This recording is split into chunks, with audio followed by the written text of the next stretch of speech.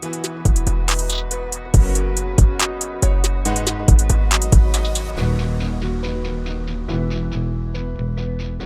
to FOB TV, the future of business. I'm your host, Kevin Benedict, a futurist and lecturer here at TCS. And I want to thank all of you for joining the show today.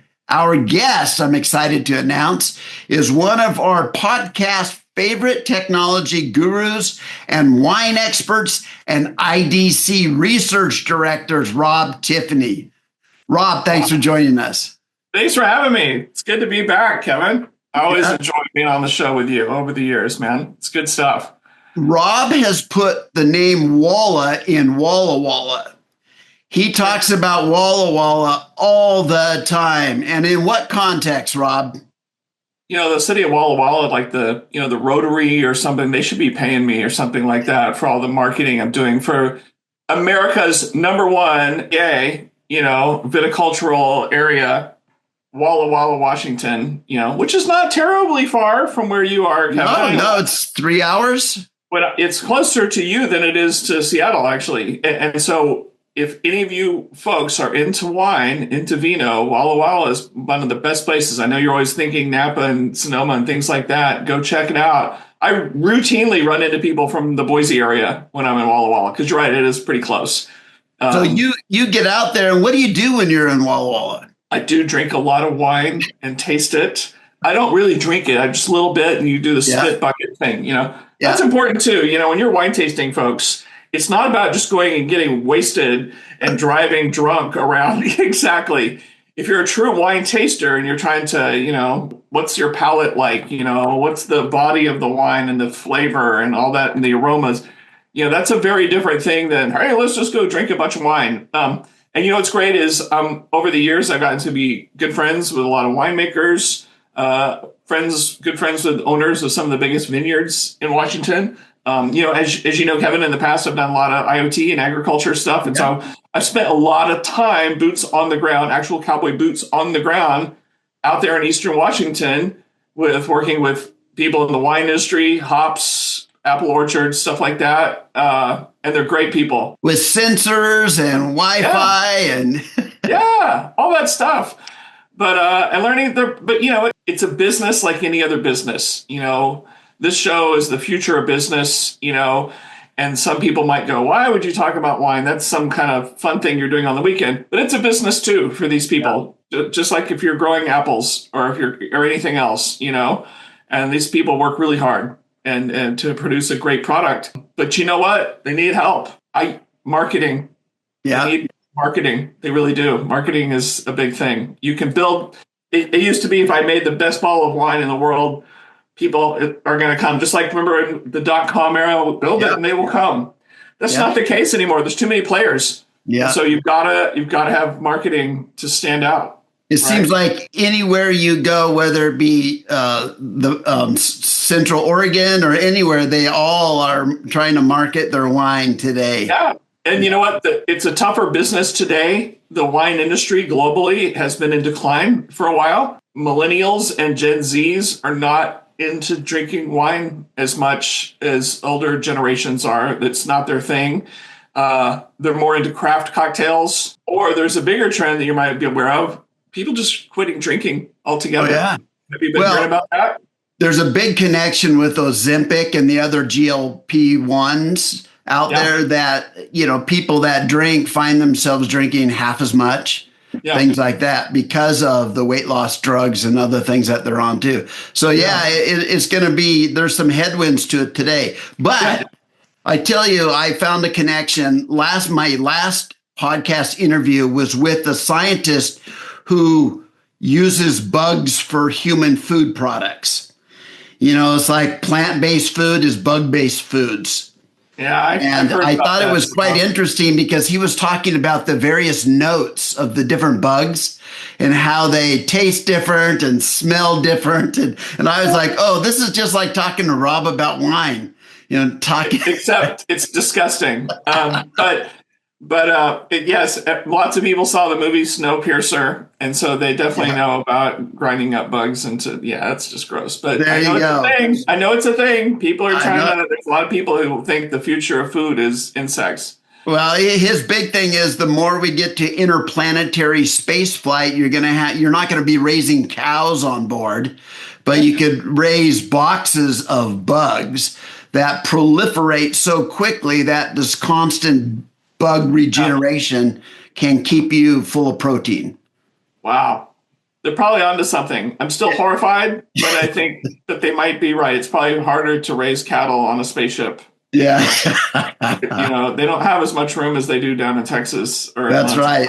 So, Rob, where are you calling in from today? I'm calling in from the greater Seattle, Washington area, but more specifically, I live in a little town right next to Redmond, Washington, which is the home of Microsoft. And I live here because I spent most of my career at Microsoft. Yeah. But yes, I'm in a small little village, a little hamlet called Duval along the Snoqualmie River in the foothills of the Cascade Mountain Range. Lovely. And I know for you, I know how important it is for you to be able to live near the mountains so you can go hiking. It's beautiful country. I mean, this is the upside to everything we talk about when it comes to cloud-based technology and networks and all this stuff is the ability to take our work to any location to do it. So that's one of the blessings of this whole thing. So you're at IDC today. You're a research director. What kinds of topics do you get to focus in on these days? Yeah, no, absolutely. So the broader group team I'm on is focused on cloud and edge in a big way. And then me more specifically is kind of private cloud, hybrid, multi-cloud. At IDC, we call it dedicated cloud infrastructure, but a lot of people just call it private cloud. That term's been around for a long time. Yeah, I'd say the biggest differentiation, to make it real simple for folks, actually is one of them is shared infrastructure and multi-tenant, and the other one is not shared with other companies, and it's single tenant. Single tenant for the company. Obviously, everything we build is multi-tenant for people and organizations. But and so it's not sharing the same infrastructure for workloads. And so it doesn't necessarily mean it has to be on-prem to be dedicated cloud. It could be a lot of the hyperscalers have dedicated kind of private-ish cloud stuff in their big clouds, where the VM or the whatever you're on you're the only one on that server, if you will. And and we're gonna drill into that because in 111 episodes of this podcast, we've never featured or focused in on the topic of cloud computing. Now, it's all around us and we use it every day, but I think mostly because I just didn't know much about it and didn't feel comfortable asking, questions or useful questions about it. But you're going to change all of that today, Rob. I mean, the two biggest megatrends of the 21st century were the one that you and I were deeply involved in, which was the mobile smartphone revolution, and the other one was cloud, by far. I got 50% of it, but the other I just kind of used but never paid attention to. Yeah, right, absolutely. But we're going to fix that today. Yes, let's fix it today. We're going to make up for hundreds of episodes of no cloud all today. We're going to catch up. It's going to be great. So let's start from the beginning. Walk me through the history. Catch us up to today. Let's walk. First the dinosaurs roamed the earth. Let me.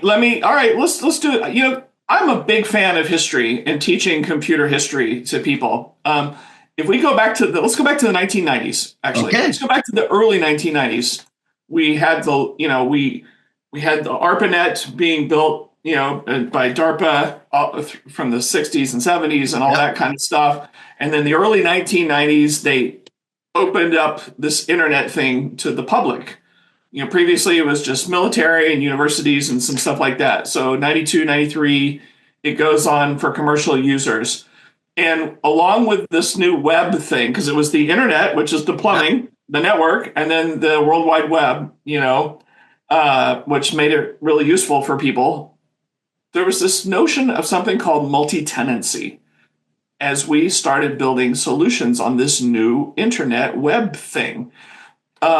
And it was the idea, people started building these web platforms, and multi-tenancy means that multiple people and multiple companies could share the same infrastructure.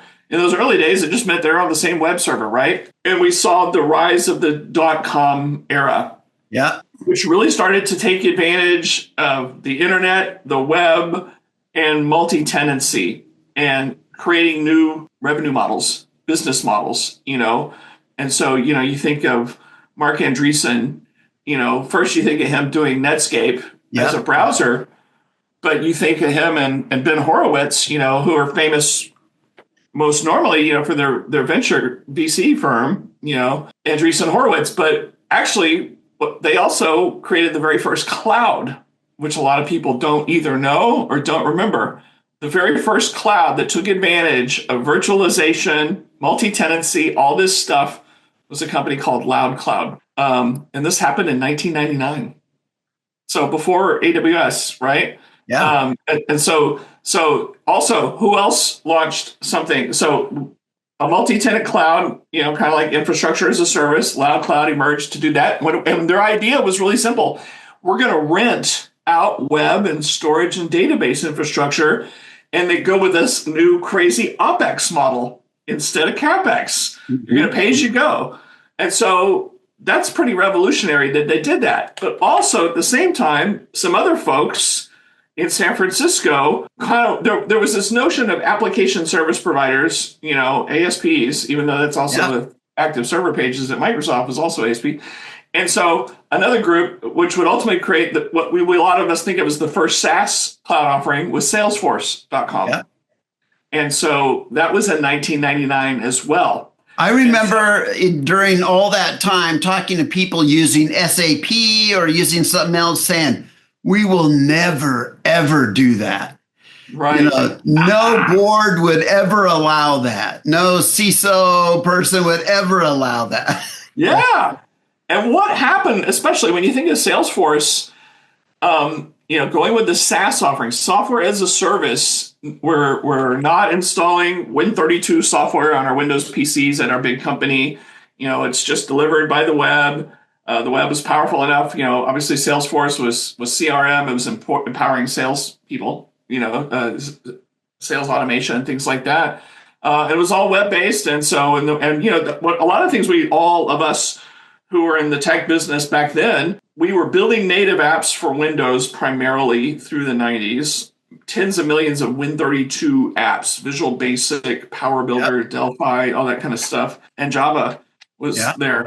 But the web came along and it had advantages. It wasn't as rich necessarily as native apps, but for IT departments, it was like, oh, I don't have to go update everybody's PC and install software. I just update the web code on my web server and magic happens. And so deployment's a lot easier. And so anyway, you see that 1-2 punch with Loud Cloud looking like what hyperscalers would look like today. And then you had Salesforce. In 2006, AWS kind of is born. So Amazon, in the 90s, they were a big beneficiary of the dot-com boom, and they built all this incredible infrastructure to be a retailer, to sell you stuff. And somewhere along the way, there was this notion of, I wonder if we could use some of this infrastructure and let other people use it and for them to do their own thing.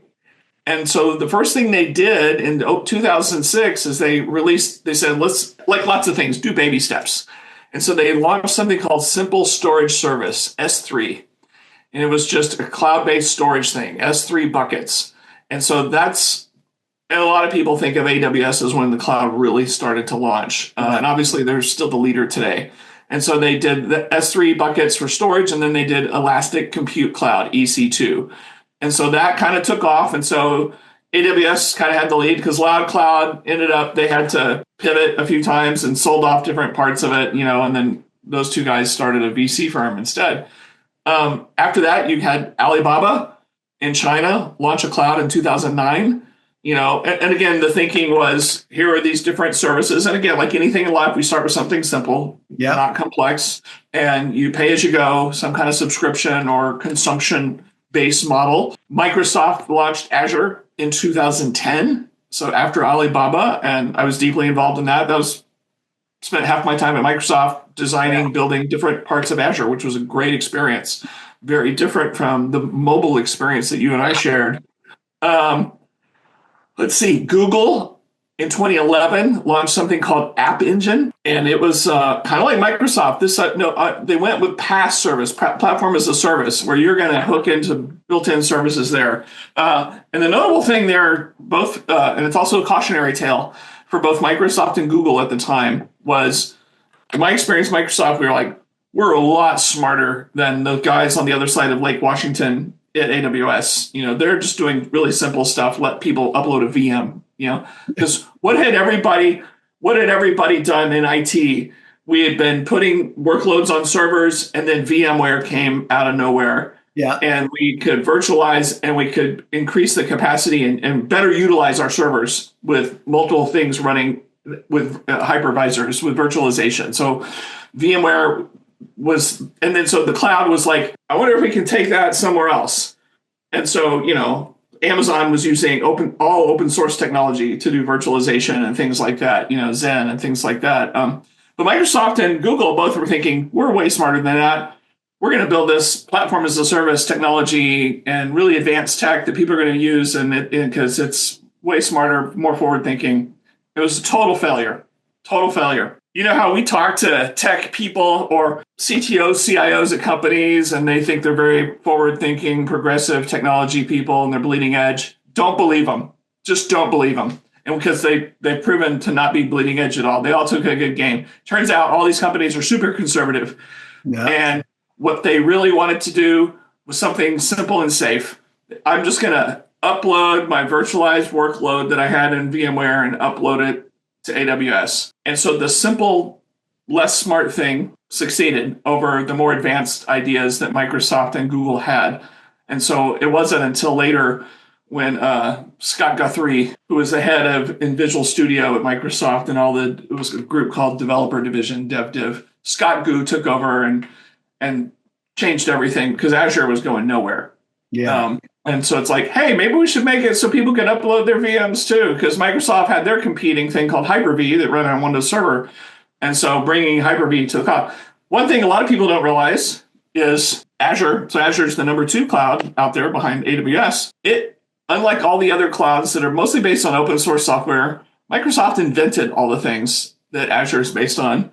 And Azure is running on the NT kernel today. And so Windows NT, which was this revolutionary product that was launched in 92, 93, whatever, built by people who actually came from DEC, from digital equipment, and came to Microsoft and built this 32-bit operating system. And so that NT kernel, which is actually what everyone still runs today, all the way on Windows 11, it's hiding underneath. Well, Azure is actually also built on the NT kernel as well. And so just for those people who think NT died a long time ago or it's old technology, it's like, no, it's alive and well.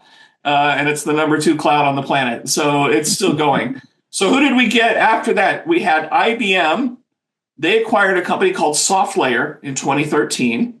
And they launched their cloud, and they called it Bluemix originally. And then they just started, like a lot of people, let's just call it the IBM cloud. Yeah. Then 2016, Oracle got in the game very late to the party, but they're playing hard right now to catch up. And so they called their thing Oracle Cloud Infrastructure, which is OCI. And so now you've got all these public clouds, and then you probably have smaller second tier, third tier players, but these are the kind of the big hyperscalers. Yeah. And, the concepts are all similar. Virtualization, virtualizing networks, virtualizing compute, virtualizing storage, software-defined networking. Obviously today you've got containers. We saw the rise of Docker, Kubernetes, and things like that. And so containerized workloads in the cloud.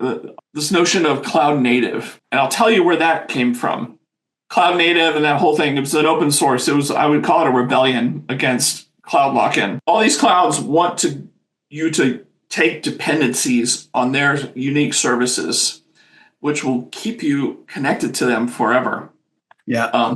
You and I will remember in the mobile days, the notion of switching costs was a term.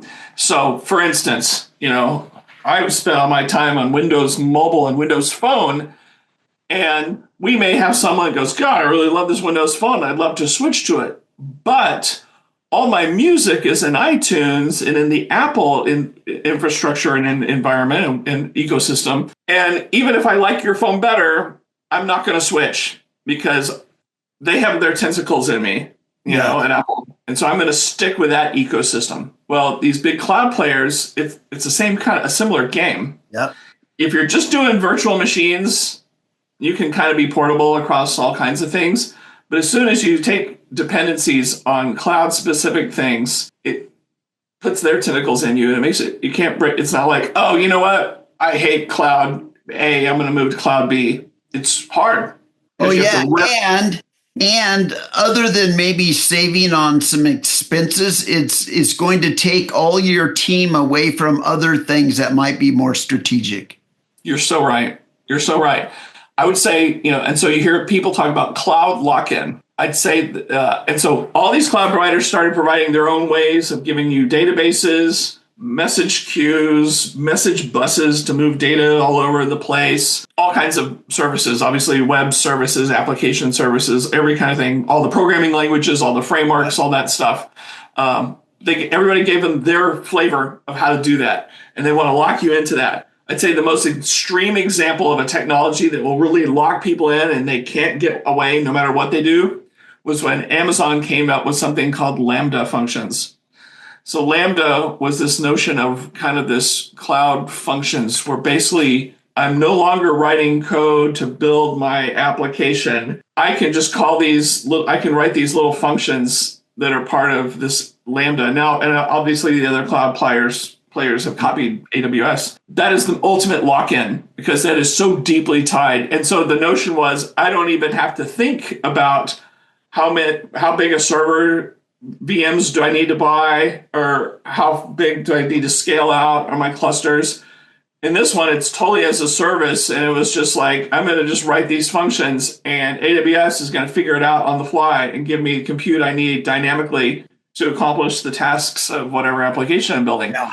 Super lock-in, super duper lock-in on there for sure. So anywho, I'm just rambling, but that kind of takes you the history of the cloud 1999 to kind of where we are now. You know, you have IaaS, infrastructure as a service, which is primarily just meaning VMs. You have platform as a service, PaaS, which is a bunch of, you know, and you have software as a service like Salesforce, where it's just delivering. And there's a lot of SaaS companies out there. So where is AI going to fit into this mix of hybrid and multi-cloud and on-premise, all of those things? Where do you see the role of AI?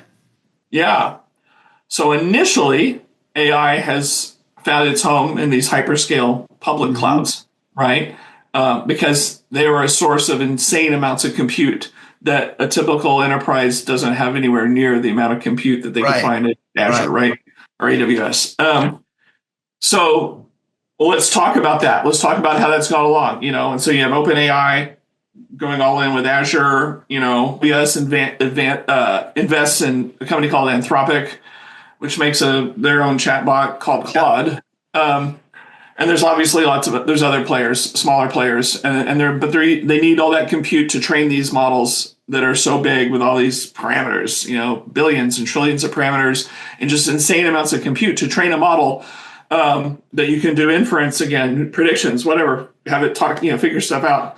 And that's this. And I also want to be super clear. This is generative AI. Yeah. A lot of people are mistakenly, they're all doing it actually. Whenever someone says AI today, what they really mean is generative AI. Right. They forget that AI is this big world of different types of machine learning and computer vision, all that stuff. Because like someone like me who spent a lot of time doing Internet of Things and industrial IoT, we're doing machine learning on specific machines and their behavior to know when they're going to fail and stuff like that. Well, it's the same thing. It's just called machine learning. Yeah. And we would train models, ML models, based on the behavior of a machine we're getting telemetry from using our IoT plumbing. And so that's still relevant and super valuable today. And I don't want people to forget about that part of AI because they may find more value in that in spite of all the hype of Gen AI, you know. Anyway, never give up on that kind of stuff. And so where we are now, so it starts with the hyperscalers, but to your point about how does hybrid or private play a role in that? Something happened early on. It was a little problem. A couple of totally innocent engineers at Samsung accidentally put a bunch of Samsung enterprise data into ChatGPT, and all that data went into OpenAI's giant large language model running in Azure for everyone to see.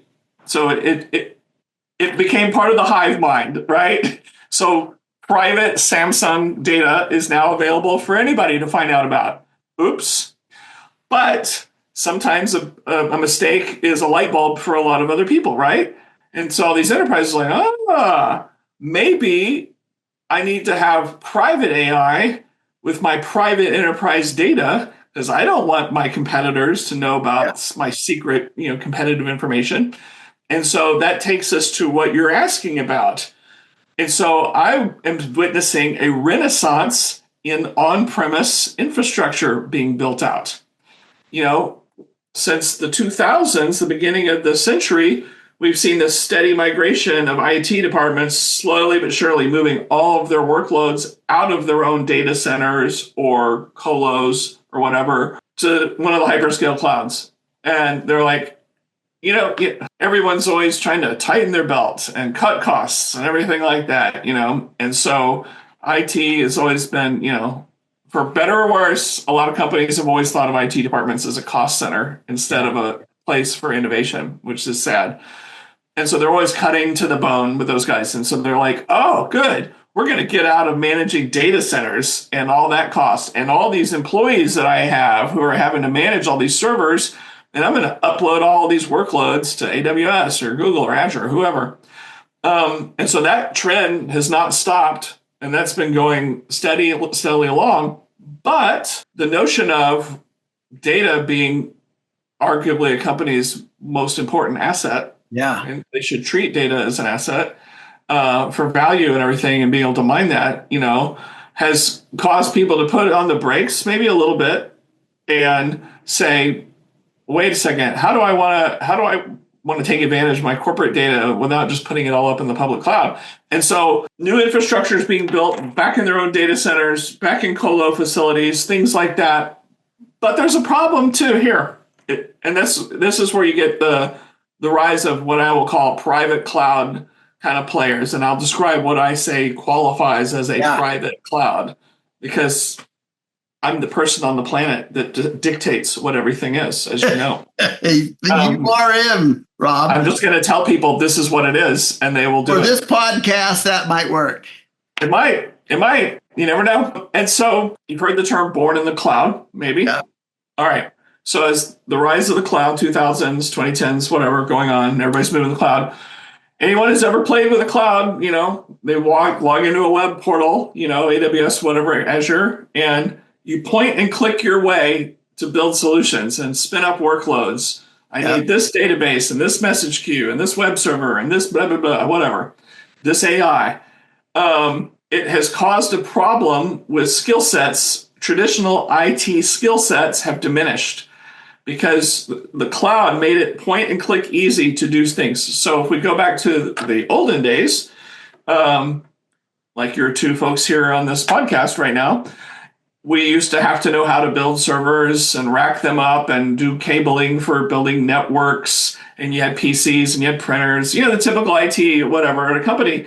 And you had to know how to do all that stuff. When the cloud came along and people started moving workloads to there, that skill set atrophied. Yep. Like we'll often joke, maybe not joking, I've offloaded half my brain to my smartphone. Yes. Which really did happen. Yes. And well, use it or lose it, right? And so if you're not memorizing everyone's phone number and you just depend on your smartphone, you're going to forget all of them. Well, the same thing happened with traditional IT skill sets. They've evaporated. And so all of a sudden, we have this need to move back to on-prem for private AI and things like that, but the skill sets aren't there like they used to be. So how are we going to solve that problem? Okay, certain players in the space have come up with a way to deliver that public cloud-like experience on-prem. since no one knows how to do anything anymore, and all they know how to do is point and click on a web page to make magic happen. So certain players have done that. It started with the hyperscalers, actually. They started because you know what? It's because they were listening to their customers, which is always the most important thing to do. The customer said, "I'm not going to move all my workloads to the cloud. There will be super secret." So there's a reason. Another reason to do private cloud isn't just because of private AI. Regulatory concerns. There's highly regulated industries that it's like you can't have your data over here in this cloud. It's got to be, in your vault. So highly regulated, security sensitive type stuff like that, latency sensitive stuff when we talk about edge computing, and so it had to be on-prem. And so finally, a lot of the cloud players, they resisted heavily. They're like, no, you're going to go to the public cloud no matter what, because that's what we want you to do. Yeah. But finally they listened. And so you started to see on-prem versions. AWS has something called Outposts. Azure has something, well, a lot of them had different generations. There was Azure Stack, and then there's actually something I wrote about last week because last week Microsoft had their event, Ignite, and they launched something called Azure Local to make it really simple to bring Azure down to local machines, but still manage it from the web portal. AWS is doing the same thing. I was at Oracle's Cloud World in Vegas in October, and they've got something called Dedicated Region. And basically, they managed to fit the whole Google Cloud into 3 racks of servers. And they bring it down wherever you want them to be. And it's the entire Google Cloud right there, and you still manage it. But there's also another factor besides the software to make clouds work. The hardware players came up with this notion of converged and hyper-converged infrastructure. So in the olden days, we just rack in servers and we had Active Directory and magic happened. Certain companies started building hyper-converged infrastructure where imagine it's just rolling. I experienced this actually at Hitachi when I was doing Lumada IoT. Hitachi also made these hyper-converged server things. And so imagine a rack with tons of dynamic pools of resources like a cloud has, compute, RAM, storage, on-demand, whatever, with a simple portal. And you don't have to know all the stuff like we used to do racking Windows servers or Linux servers. And so the way that hardware infrastructure worked to dynamically say, I need more storage, I need more scale out, and everything like that. So putting software on top of hyper-converged hardware infrastructure was kind of the beginnings of what you would think of as the private cloud. And then the hyperscalers got involved to do the same thing. And there's kind of two ways of thinking of that.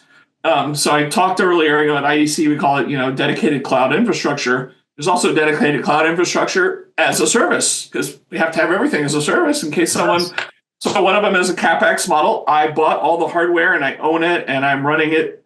And then there's the as a service.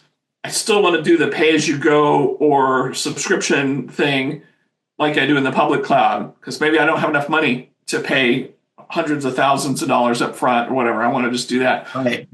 So hyperscalers have delivered some of that as a service model for some of these things where if your company qualifies, I guess, you basically say, okay, here's my co-location cage, like the 90s when we did .com.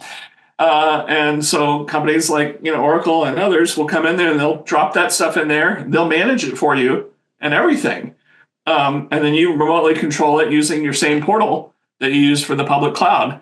And so it tries to solve the problem of diminished skill sets of IT departments. And so when I talk about, and when I tell the planet, this is what a true private cloud is, I'm always thinking about that. We don't have the staffing that knows how to do the stuff anymore like we used to. And so it better be darn easy for people to point and click their way to build solutions.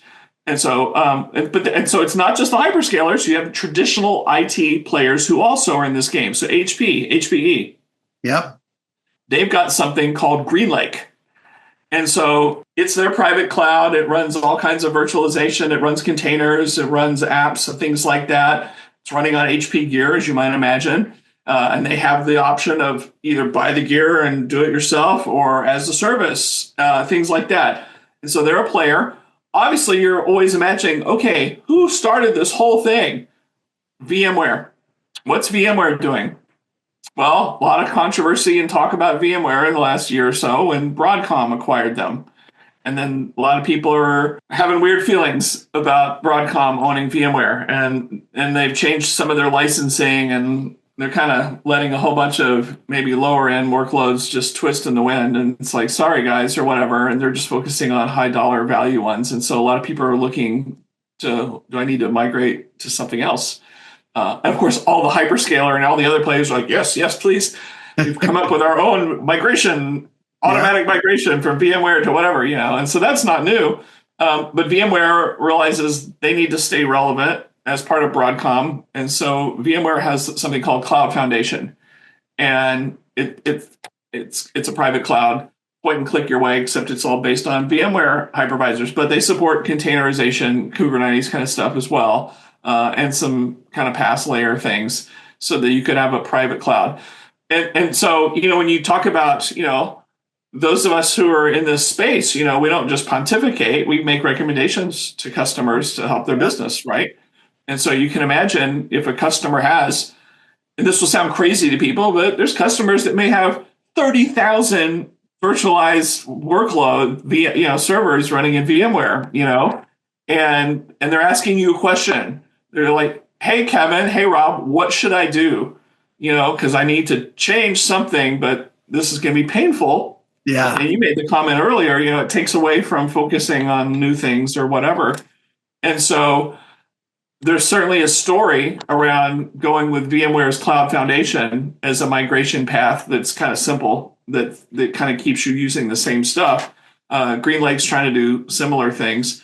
You also have open source. We can't forget our open source friends. It's not all about commercial stuff. There's that power to the people, right? And so do you remember something called OpenStack? Yeah.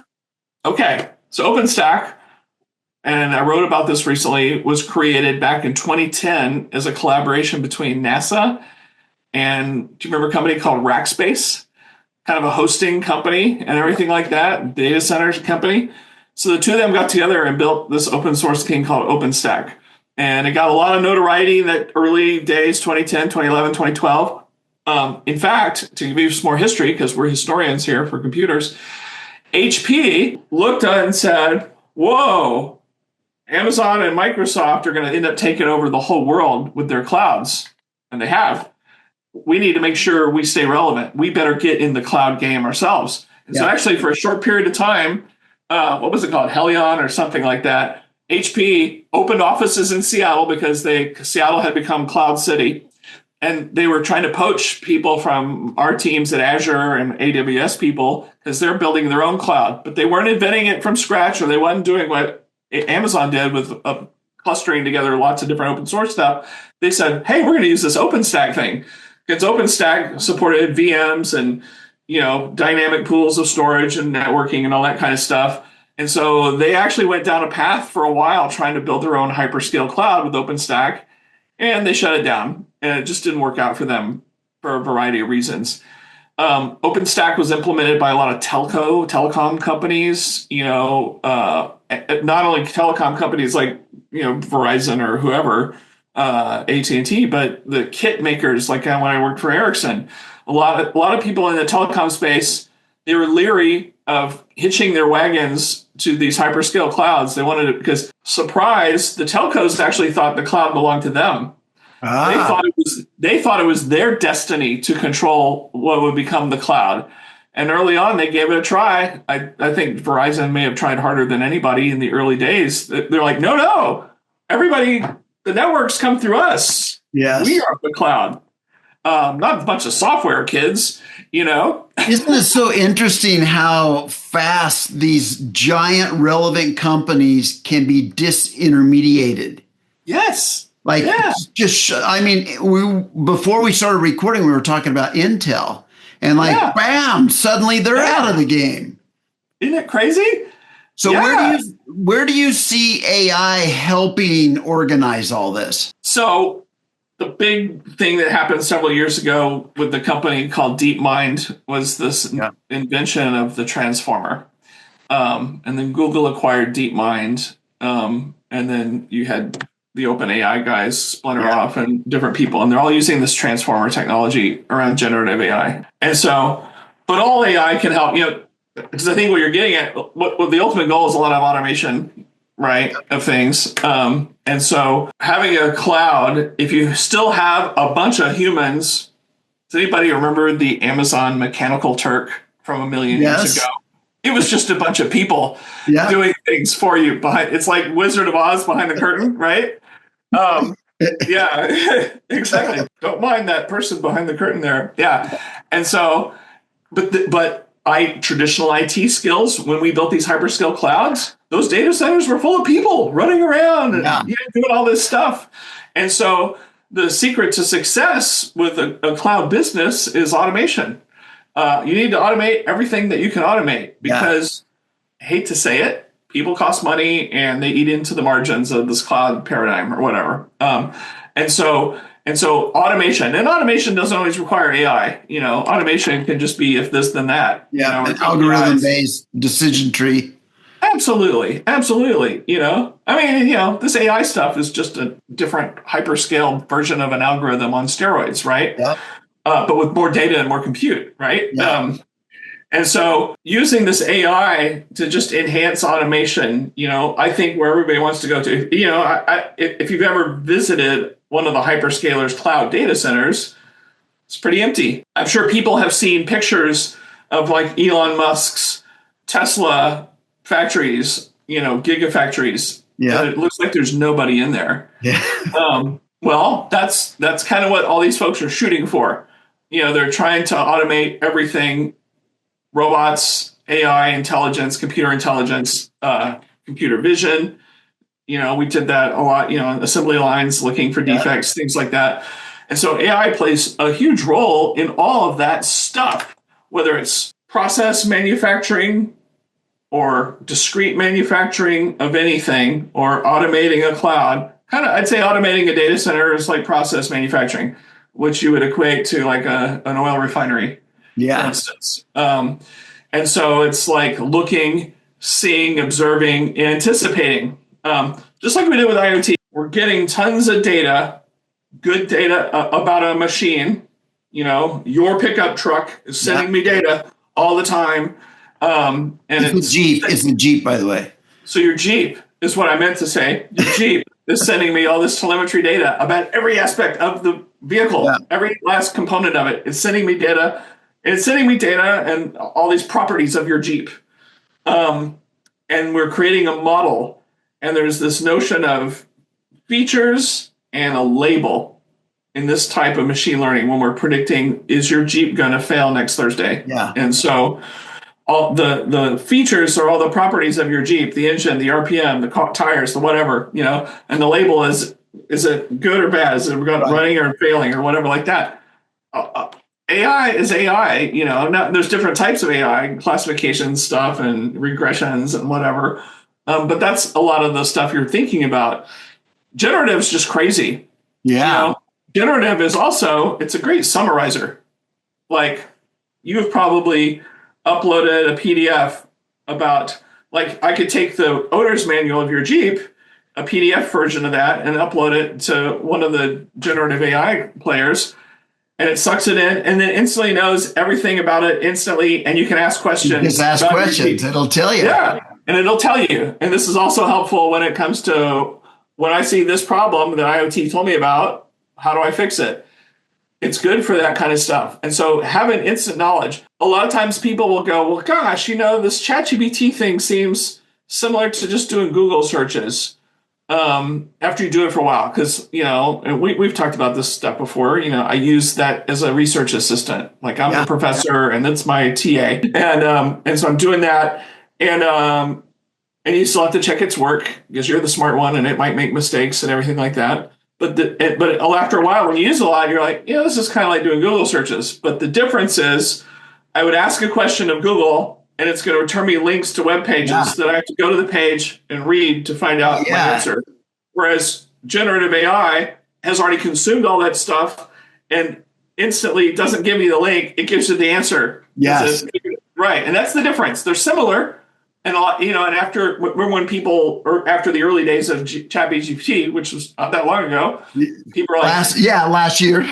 yeah. Because people are like, I can't let this just be a black box and just trust that whatever it says. And so the public demanded, you need to include links, or if I ask you for sources of your information, you need to give it to me. And so you're seeing that. And so anyway, all the same stuff's going to happen with automating data centers. And there's been a lot of companies who've been in that game of automating data centers. They are tied into, going all the way back to the stuff that we were putting into Windows Server. I can't even remember the name of it, but it was all this telemetry data about every last thing going on with the server. And you're sending it back and you're seeing what's going on. And then you can automate. If I see this happen, I better do this. If this happens, do that. That's all that started a long time ago. And so it's still the same. So this whole IoT thing of servers and data centers is still super relevant. You still have to get the data. You got to sense what's going on, the current state of that machine, how well it's doing. Am I using too much RAM? Did a hard drive just fail or whatever? But now that generative AI has the whole catalog of knowing exactly what to do. It's like when we did rules engines, like an if this, then that rules engine. It's a deterministic, which is fine, because you kind of know if this happens, then I want you to do this. AI is probabilistic, which in some ways doesn't feel as certain, and sometimes it's not as certain as deterministic, but it gets to be so much broader and so much bigger than, like, you could imagine. And I've heard examples, like this AI car or this, computer on wheels. I had to write, hundreds of millions of lines of code of rules engines for every edge case when I see a person walking into the street or whatever. Yeah. And if I do it with AI, I'm writing hardly anything, and it's figuring out on the fly, and it can and it builds its knowledge base. Because, you don't just do a one and done with a model that you've trained to know everything. You keep adding data to it and retraining the model. Yeah, just like a Tesla, better and better, hopefully. Just like a Tesla or a Waymo, vehicle or whatever, better and better. And so the same thing happens with automating the cloud. You keep seeing new edge cases that you hadn't seen before, and it builds into the knowledge of the model. And inference is just new telemetry comes in, and it looks at it, refers to this giant mega model thing, hive mind, the Borg, and then it figures out what to do instantaneously, and it's going to do it better and easier than you writing hundreds of thousands of lines of rules engine code, right? Because there'll always be things that you don't know about. Rob, people are going to need to go to bed, at the end of this conversation, because we've tried to cover so much. But I want to share with you, I truly believe you are a national treasure. Oh, my God. I mean, the amount of information you're sharing with us, it's such a privilege to hear it, to remember it, to learn it. And think about all the generations that didn't experience that as we did, that are like, how did this all come together? And you have this just unique way because you were deep in the middle of every component of it to bring it forward and kind of show us how it all connected and how what's going on today had roots in the, in the past. And oh man, thank you for doing that. Thank you for taking the time today. Yeah. And love it. Thank you. I just need you to call my boss and tell him I'm a national treasure, Well, you know what? I'm going to publish it in this podcast and he'll hear it. He'll hear it. Well, that made my day. I really appreciate that. But I think I think computer history, I think it's all important. How did we get here? Yeah. We didn't just arrive today by magic, I know. It's like layer after layer had to be coded and learned, tried. Absolutely. Yeah. Some succeeded, some failed. You mentioned a lot of companies that were prominent in their time, but are no longer here and just disappeared because they didn't get it right. That's right. Yeah. It's like Steve Jobs would say, failure is not forever and success is also not forever. This notion of we won. Yeah. Microsoft probably thought we won the desktop enterprise in the 90s. And then Steve Jobs comes back and revitalizes Apple, and other players come along for a while. And it's like, oh, we didn't win forever. And Apple didn't lose forever when they fired Steve Jobs in 85 of the Mac. Yeah. And then he comes back. He comes back. Right. And so gosh, what so many good things. Oh man. Rob, thank you so much. Thanks for having me, man. This has been great. It's been fun driving down cloud history memory lane here.